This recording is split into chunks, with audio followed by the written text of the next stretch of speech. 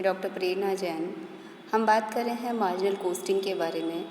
कल का जो लेक्चर हमने दिया था उसमें लास्ट हमने निकालना सीखा प्रैक्टिकली कंट्रीब्यूशन, जिसका फॉर्मूला हमने देखा था कि अगर हम सेल्स में से वेरिएबल कॉस्ट को माइनस कर देते हैं तो कंट्रीब्यूशन आ जाता है। दूसरा उसका फॉर्मूला होता है कि फ़िक्स कॉस्ट में अगर प्रॉफिट को भी ऐड कर दे तो भी हमारा कंट्रीब्यूशन आ जाता है, राइट। उसके बाद आज प्रैक्टिकली हम नेक्स्ट जो इस चैप्टर से रिलेटेड प्रैक्टिकल बातें हैं उसके बारे में करेंगे। तो नेक्स्ट जो प्रैक्टिकल चीज़ हमें निकालनी होगा break even point. Break even point यानी सम विच्छेद बिंदु। ब्रेक इवन पॉइंट वह पॉइंट है जहाँ पर आपको न तो प्रॉफिट होता है और न ही लॉस होता है, राइट। यानी अगर आपका जो कंट्रीब्यूशन होगा उसमें क्या होगा, जैसे फॉर्मूला आपने देखा तो कंट्रीब्यूशन का फॉर्मूला है कि F+P, दूसरा फॉर्मूला है F+P। तो अगर आपको कोई प्रॉफिट और कोई लॉस नहीं होगा, इसका मतलब क्या होगा कि आपका जो कंट्रीब्यूशन है वो एग्जैक्टली आपके फिक्स्ड कॉस्ट के बराबर है। तो ये जो फॉर्मूला है जिसमें से P हटा देंगे तो कंट्रीब्यूशन अगर फिक्स कॉस्ट के इक्वल होता है तो वो भी हमारा ब्रेक इवन पॉइंट हो जाता है, जहाँ पर हमारा न तो लाभ हो रहा है न ही हानि हो रही है। हम इतना अर्न कर रहे हैं कि हमारी कॉस्ट को कवर करते चले जा रहे हैं, सारी कॉस्ट हमारी कवर हो जाएगी। इसके बाद इस पॉइंट पे आने के बाद जितना भी हम सेल करेंगे वो सारा का सारा हमारे लिए प्रॉफिट होगा। तो ये हमारा ब्रेक इवन पॉइंट हो जाता है, बहुत इंपॉर्टेंट होता है। अब इसको प्रैक्टिकली कैसे निकालेंगे, तो ब्रेक इवन पॉइंट दो तरह से निकाला जाता है। एक ब्रेक इवन पॉइंट जो हम निकालते हैं वो यूनिट्स में निकालते हैं, जिसमें हमने कर दिया कि अगर फिक्स कॉस्ट को कंट्रीब्यूशन पर यूनिट से डिवाइड कर दें तो ब्रेक इवन पॉइंट आ जाता है। और कई बार आपको ये कहा जाता है कि आप अमाउंट में निकालिए, रुपीज़ में निकालिए। तो फिक्स कॉस्ट को कंट्रीब्यूशन पर यूनिट से डिवाइड किया और उसे यूनिट सेलिंग प्राइस, एक यूनिट की सेलिंग प्राइस से मल्टीप्लाई कर दिया है तो भी हमारा ब्रेक इवन पॉइंट आ जाता है। ये फाइनल जो जिस्ट है ब्रेक इवन पॉइंट का वापस इसके अंदर आता है कि कोई प्रॉफिट और कोई लॉस नहीं होगा ब्रेक इवन पॉइंट पे। कंट्रीब्यूशन जो होगा हमारी फिक्स्ड कॉस्ट के बराबर होगा। फॉर्मूला दोनों ही तरह का है, fix cost is divided by contribution per unit. एक और फॉर्मूला होता है अमाउंट में निकालने का, दो फॉर्मूला। पहले वाला फॉर्मूला मैंने आपको दिया कि fix cost is divided by contribution per unit multiplied by per unit selling price. इसकी जगह हम प्रॉफिट वॉल्यूम रेशियो से भी फिक्स कॉस्ट को अगर डिवाइड कर देते हैं तो हमारा ब्रेक इवन पॉइंट होता है। और अल्टीमेटली मैंने जैसे आपको जो कहा ही है कि कंट्रीब्यूशन के ऊपर जितना भी BEP के ऊपर जो भी होगा वो हमारा प्रॉफिट होगा, क्योंकि इस पॉइंट पर हम अपनी सारी लागतें, सारी कॉस्ट, चाहे वो फिक्स कॉस्ट है चाहे वो वेरिएबल कॉस्ट है, वो कवर कर चुके होंगे, राइट। तो ये हमारा ब्रेक इवन पॉइंट हो जाता है। नेक्स्ट टर्म हमारा मार्जिनल कॉस्टिंग चैप्टर में आता है, वो होता है हमारा margin of safety.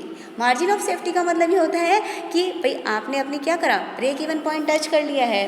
Break even point का टच करने का मतलब होता है सारी लागतें आपने, सारी कॉस्ट आपने कवर कर ली है।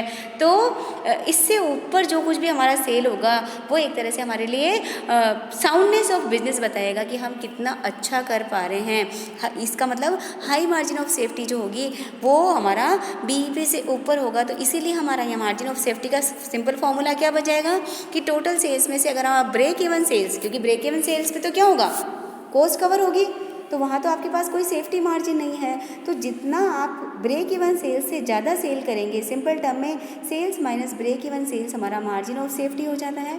इसको हम 3-4 तरीके से बेसिकली फॉर्मूला को एक्सपांड करके लिख सकते हैं कि दूसरा BEP का फॉर्मूला लगा दिया तो sales minus fixed cost upon PV ratio लगा दिया तो भी मार्जिन ऑफ सेफ्टी आ जाएगा। इस तरह से अगर इसी फॉर्मूले को दूसरे तरीके से और लिख दें तो सेल्स को मल्टीप्लाई किया PV रेशियो से और उसमें से फिक्स कॉस्ट को माइनस कर दिया तो भी माइनस हमारा मार्जिन ऑफ सेफ्टी आ जाता है। फिर और डिटेल में आप करना चाहते हैं तो contribution minus fix cost upon PV ratio कर दीजिए तो भी मार्जिन ऑफ सेफ्टी आ जाएगा। और कई बार एक छोटे क्वेश्चन में आपको ये एक नया फॉर्मूला है जो सबसे लास्ट में है कि प्रॉफिट को PV रेशियो से डिवाइड करते हैं, प्रॉफिट को profit volume ratio S-V upon S into 100 करते हैं तो PV रेशियो निकलते हैं, तो वो मार्जिन ऑफ सेफ्टी हमारा निकल के आ जाता है। अगर आप चाहते हैं, कई बार आपको जब डिसीजन मेकिंग में बहुत सारे चैप्टर्स हैं, आपके बहुत सारे पॉइंट्स आएंगे जिसके अंदर आपको डिसीजन मेकिंग लेना होगा, तो आपसे कहा जाएगा कि मार्जिन ऑफ सेफ्टी को कैसे इंप्रूव किया जा सकता है। तो मार्जिन ऑफ सेफ्टी को इंक्रीज़ करने के लिए, इंप्रूव करने के लिए हमें या तो अपने प्रोडक्ट की सेलिंग प्राइस को बढ़ाना होगा, या हमारी वेरिएबल जो कॉस्ट है उसे आपको कम करना पड़ेगा, और या फिर आपको अपनी फिक्स कॉस्ट को कम करना पड़ेगा।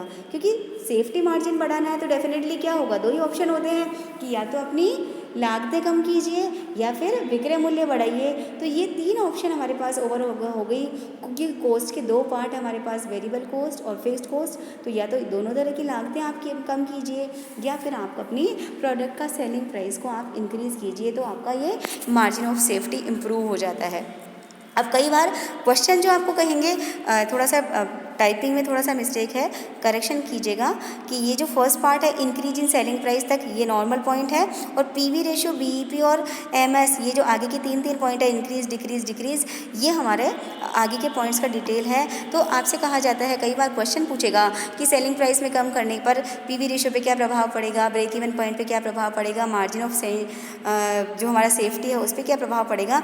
तो ये ओवरऑल इस चैप्टर में जितने भी प्रैक्टिकल आएंगे उसका एक तरह से समराइज टेबल है कि अगर इंक्रीज इन सेलिंग प्राइस होता है, जैसे मैं आपको एक्सप्लेन करती हूँ, तो अगर सेलिंग प्राइस में इंक्रीज होता है तो पीवी रेशियो बढ़ जाएगा, इंक्रीज होगा, राइट। बीईपी हमारा कम हो जाएगा और मार्जिन ऑफ सेफ्टी भी हमारा इंक्रीज हो जाता है। जस्ट अपोजिट होगा हमारा डिक्रीज इन सेलिंग प्राइस से। जब डिक्रीज इन सेलिंग प्राइस होगा तो पीवी रेशियो डिक्रीज हो जाएगा, बीईपी इंक्रीज होएगा, और जैसे ही बीईपी इंक्रीज होता है तो उसका इम्पैक्ट आता है कि मार्जिन ऑफ सेफ्टी डिक्रीज हो जाता है। इस तरह से जो वेरिएबल कॉस्ट है उस पर भी इंक्रीज और डिक्रीज का पॉइंट है। अगर वेरिएबल कॉस्ट इंक्रीज होती है तो पीवी रेशियो डिक्रीज होगा, पीवी रेशियो डिक्रीज होगा तो नेचुरल है कि बीईपी हमारा इंक्रीज होगा, और जैसे जैसे बीईपी आगे बढ़ता है तो मार्जिन सेफ्टी का कम हो जाएगा तो वो डिक्रीज हो जाएगा। इस तरह से दोनों पॉइंट हमारे बढ़ जाएंगे। फिक्स कॉस्ट का, अब फिक्स कॉस्ट में ये ध्यान रखना है कि अगर फिक्स कॉस्ट में ओवरऑल इंक्रीज और डिक्रीज होता है तो पीवी रेशियो का कोई रिलेशन ही नहीं होता है फिक्स कॉस्ट से, क्योंकि फॉर्मूला होता है S minus V upon S, तो फिक्स कॉस्ट आती ही नहीं है। इसलिए हमने लिखा है कि पीवी रेशियो पे कोई इफेक्ट नहीं होगा। लेकिन अगर फिक्स कॉस्ट बढ़ती है तो ब्रेक इवन पॉइंट बढ़ेगा, ब्रेक इवन पॉइंट बढ़ता है तो मार्जिन ऑफ सेफ्टी, दोनों ऑपोजिट चलते हैं, बीईपी और मार्जिन ऑफ सेफ्टी, तो वो हमारा मार्जिन ऑफ सेफ्टी कम हो जाता है।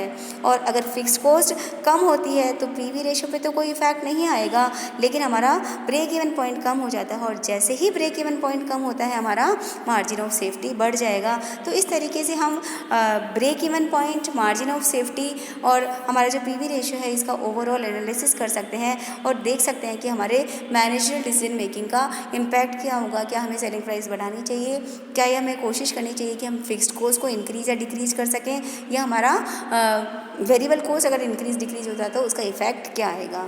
Thank you so much.